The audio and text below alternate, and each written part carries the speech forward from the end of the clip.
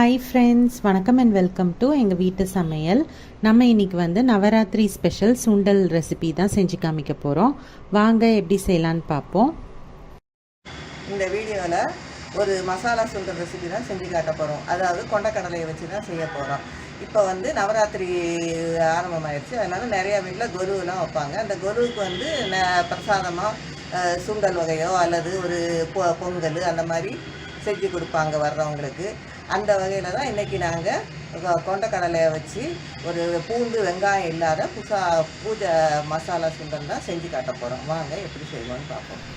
இதுக்கு வந்து 150 கிராம் போல் நம்ம வந்து வெள்ளை சுண்டல் எடுத்திருக்கோம். அதுக்கப்புறம் கொஞ்சோண்டு கருவேப்பிலை, கொத்தமல்லி தழை, தேவையான அளவு உப்பு, 3 டேபிள் ஸ்பூன் போல் துருவின தேங்காய், 1/2 ஸ்பூன் போல் தனியாத்தூள், 1/2 ஸ்பூன் போல் மிளகாத்தூள், கொஞ்சோண்டு இஞ்சி, 2 காஞ்ச மிளகாய், அதுக்கப்புறம் கொஞ்சோண்டு பெருங்காயம், இதெல்லாம் எடுத்திருக்கோம். ஃபஸ்ட்டு வந்து சுண்டலை நல்லா கழுவிட்டு அதை வந்து ஒரு 8 மணி நேரம் போல் ஊற வச்சிடணும். அதுக்கப்புறம் அந்த ஊற வச்ச தண்ணியை கீழே ஊற்றிட்டு அந்த சுண்டலை நல்லா கழுவிட்டு அது மூழ்கிற அளவுக்கு தண்ணியில் நம்ம சுண்டலை போட்டு நம்ம வேக வைக்கணும். ஒரு 4லேருந்து 5 விசில் விட்டு நீங்கள் வேக வச்சுக்கோங்க. கூடவே உப்பு சேர்த்து நீங்கள் வேக வச்சுக்கோங்க. இப்போ வந்து சுண்டல் நல்லா வெந்துடுச்சு. அதை எடுத்து நல்லா மசிச்சு பார்த்துக்கோங்க.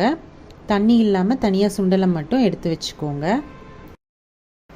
இப்போ ஒரு பேனில் வந்து தேவையான அளவுக்கு எண்ணெய் விட்டுட்டு கடுகு, உளுத்தம் பருப்பு போட்டு தாளிச்சுக்கோங்க.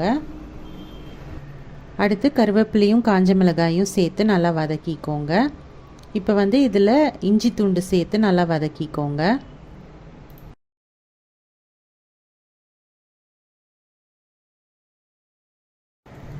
இஞ்சி வந்து நல்லா வதங்கின பிறகு அடுப்பை வந்து நீங்கள் ஸ்லோ ஆக்கிடுங்க. ஸ்லோ ஆக்கிட்டு நம்ம வச்சுருக்க 1/2 ஸ்பூன் மிளகாத்தூளியும் தனியாத்தூளியும் சேர்த்துக்கோங்க. சேர்த்துட்டு கொஞ்சமாக தண்ணி விட்டு அதை வந்து நல்லா வதக்கிக்கோங்க. அந்த பச்சை வாசனை போகிற வரைக்கும் அதை வந்து வதக்கிக்கோங்க. பச்சை வாசனை போன பிறகு நம்ம அவிச்சு வச்சுருக்க சுண்டலை இதில் சேர்த்து நல்லா மிக்ஸ் பண்ணிக்கோங்க. நல்லா மிக்ஸ் பண்ணிவிட்டு உப்புலாம் செக் பண்ணி பார்த்துக்கோங்க. தேவைப்பட்டால் கொஞ்சம் சேர்த்துக்கோங்க. அதுக்கப்புறம் கொஞ்சம் பெருங்காயத்தூளும் சேர்த்துக்கோங்க. பெருங்காயத்தூளும் சேர்த்துட்டு நல்லா மிக்ஸ் பண்ணிக்கோங்க.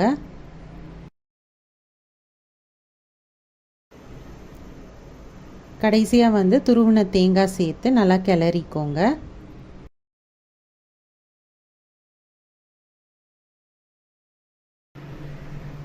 இப்போ வந்து கொத்தமல்லி தழை சேர்த்துட்டு நல்லா கிளறி விட்டு அடுப்பை அணைச்சிக்கோங்க. அவ்வளோதான், நம்மளோட சுவையான பூஜைக்கு ஏற்ற சுண்டல் வந்து தயாராகிடுச்சு.